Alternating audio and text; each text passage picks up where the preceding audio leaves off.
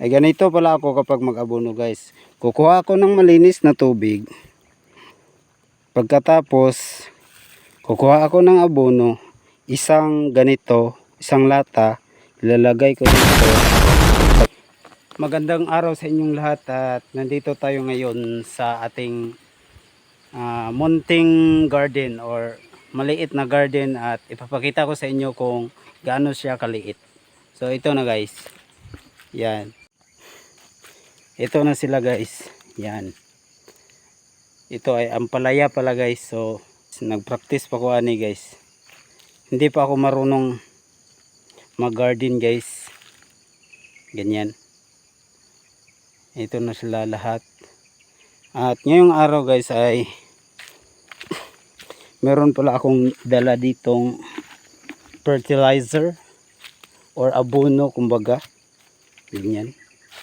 At mag-abono tayo ngayon.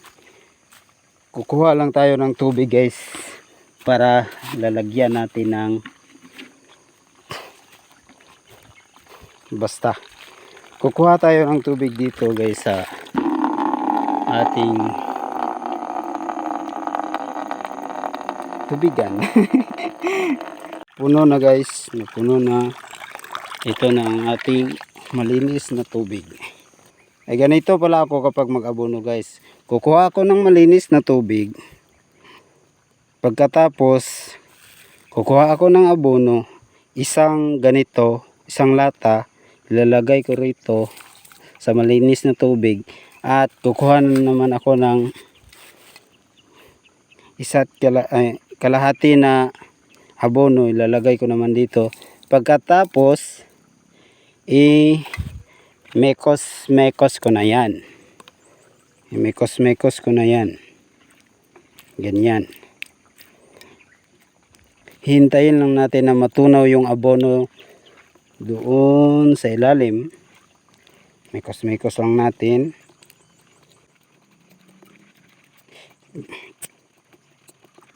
Ayun na guys, wala na. Pagkatapos guys ay kukuha tayo ng lata. Ito. At ito ang ating gagawing sukdanan. Ito ang ating gagawing sukdanan guys. Hindi ko alam. So pagkatapos natin ay ganito akong ginagawa. Ganito ginagawa guys. Ganito ako ginagawa. Kukuha ako ng isang latang may ganito. Wait. Lagay muna natin dito. Kukuha tayo ng isang latang tubig na may kasamang abono na.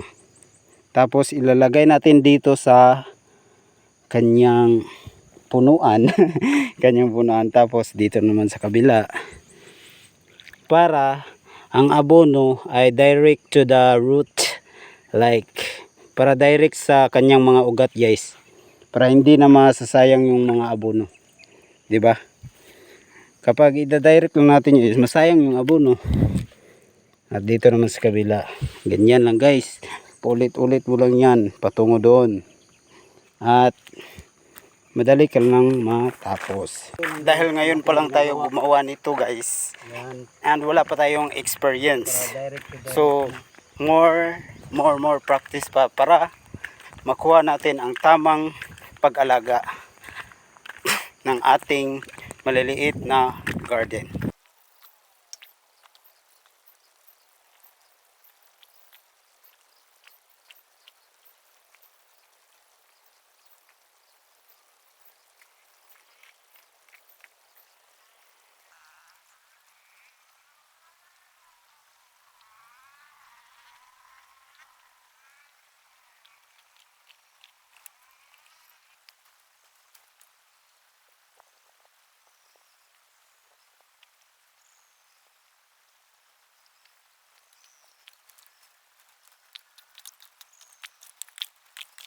At meron din tayong linagay dito para akyatan ng ating mga ampalaya.